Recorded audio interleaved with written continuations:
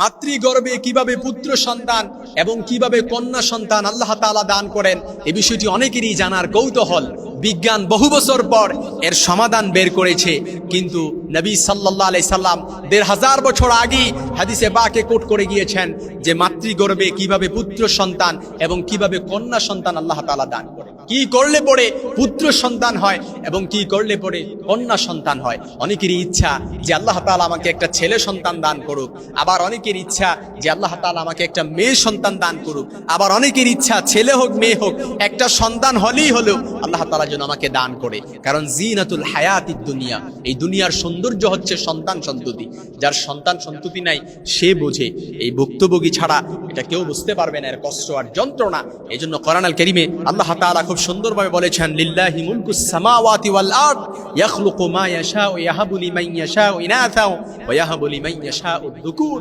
আসমান জমিনে যা কিছু আছে সব কিছুর মালিকানা রাজত্ব একমাত্র আল্লাহ তাআলার। তিনি যা ইচ্ছা তাই সৃষ্টি করেন, যাকে ইচ্ছা তিনি পুত্র সন্তান দান করেন, আবার যাকে ইচ্ছা তিনি কন্যা সন্তান দান করেন। কোরআন আল কারীমের অপর আয়াতে আল্লাহ তাআলা বলেছেন তাদেরকে পুত্র কন্যা উভয়ই দান করেন, আবার যাকে ইচ্ছা নিঃসন্তান রাখেন। নিশ্চয়ই তিনি মহাজ্ঞানী সর্বশক্তিমান। হাদিসে পাকে নবী সাল্লাল্লাহু আলাইহি সাল্লামের এক দিক নির্দেশনা দিয়েছেন যে মাতৃগর্ভে স্বামী স্ত্রী কি করলে পরে কন্যা সন্তান এবং কি করলে পরে কিভাবে পুত্র সন্তান আল্লাহ তাআলা দান করেন। নবী সাল্লাল্লাহু আলাইহি সাল্লাম সহিহ মুসলিমের বর্ণনায় হাদিসটি এসেছে, ফাকালা নবিয়ুল্লাহি সাল্লাল্লাহু আলাইহি ওয়াসাল্লাম নাম ফামিন আইনা ইয়াকুনু শাবহা ইন্নামা আর-রাজুলি গালিযু আবিয়াদু ওয়া মা আল-মারআতি রাকীকু আসফারু ফামিন আইয়িহিমা আলা আও সাবাকা ইয়াকুনু মিনহু শাবাহ। রাসূল সাল্লাল্লাহু আলাইহি সাল্লাম বলেছেন পুরুষের বীর্য সাদা আর মহিলাদের বীর্য হলুদ। যখন উভয়ের বীর্য একত্রিত হয় এবং পুরুষের বীর্য মহিলাদের বীর্যের উপর প্রাধান্য লাভ করে তখন আল্লাহর হুকুমে পুত্র সন্তান ভূমিষ্ঠ হয়, আর যখন মহিলাদের বীর্য পুরুষের বীর্যের উপর প্রাধান্য লাভ করে তখন আল্লাহর হুকুমে কন্যা সন্তান ভূমিষ্ঠ হয়। অর্থাৎ কিভাবে পুত্র সন্তান আল্লাহ তাআলা দান করেন এবং কিভাবে কন্যা সন্তান দান করেন এটা নবী সাল্লাল্লাহু আলাইহি সাল্লাম ১৫০০ বছর আগেই কোট করে গিয়েছেন। কিন্তু বিজ্ঞান আজকে এটা আবিষ্কার করেছে যে XYZ এবং XS ক্রোমোজোম এভাবে তারা আবিষ্কার করেছে, কিন্তু নবী সাল্লাল্লাহু আলাইহি সাল্লাম ১৫০০ বছর আগেই বলে দিয়েছেন মাতৃগর্ভে যখন কোনো মায়ের বীর্য যখন প্রাধান্য লাভ করে, যখন একজন মহিলাদের বীর্য যখন প্রাধান্য লাভ করবে, যখন হলুদ এই বীর্যটা প্রাধান্য লাভ করার কারণে তখন পুত্র সন্তান ভূমিষ্ঠ হয়, আর মহিলাদের বীর্য পুরুষের বীর্যের ওপর প্রাধান্য লাভ করে তখন কন্যা সন্তান ভূমিষ্ঠ হয়। অর্থাৎ এটা সুন্দরভাবে যে সিমেন্টটা আগে নির্গত হবে আগে প্রবেশ করবে, পুরুষের সিমেন্ট আগে নির্গত হলে তাহলে পুত্র সন্তান, মহিলাদের সিমেন্ট আগে নির্গত হলে তাহলে কন্যা সন্তান ভূমিষ্ঠ হয়। এটা নবী সাল্লাল্লাহু আলাইহি সাল্লাম ১৫০০ বছর আগেই কোট করে গিয়েছেন। রাসূল সাল্লাল্লাহু আলাইহি সাল্লাম আরো বলেছেন, যেটা বুখারী মুসলিমের বর্ণনায় হাদিসটি এসেছে, মিশকাতুল মাসাবির মধ্যে হাদিসটি এসেছে।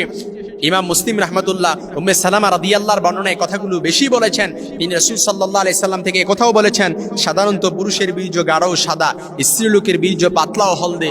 উভয়ের বীর্যের মধ্যে যেটি জয়ী হয়, যে বীর্য আগে গর্ভাশয়ে প্রবেশ করে সন্তান তার সদৃশ হয়। অর্থাৎ যদি পুরুষের সিমেন্টটা যদি আগে গর্ভাশয়ে প্রবেশ করে তাহলে সন্তান পুরুষের মতো হবে, আর যদি মহিলাদের সিমেন্টটা যদি গর্ভাশয়ে আগে প্রবেশ করে তাহলে সন্তান মায়ের মতো হয়, অর্থাৎ মহিলাদের মতো হয়। এই যে সন্তান সন্ততি আমাদের অনেকের ইচ্ছা, এই সন্তান সন্ততি আল্লাহ তাআলার কাছে চেয়ে নিতে হয়, দোয়া করে নিতে হয়। কিভাবে কার সিমেন্ট কখন কিভাবে জয়ী হবে এটা আমরা কেউ জানি না। এই জন্য আল্লাহ তাআলার কাছে বেশি বেশি দোয়া করতে হয়, রব্বি হাবলি মিনাস সালিহিন, আয় আল্লাহ আপনি আমাকে নেককার সালেহ সন্তান দান করেন।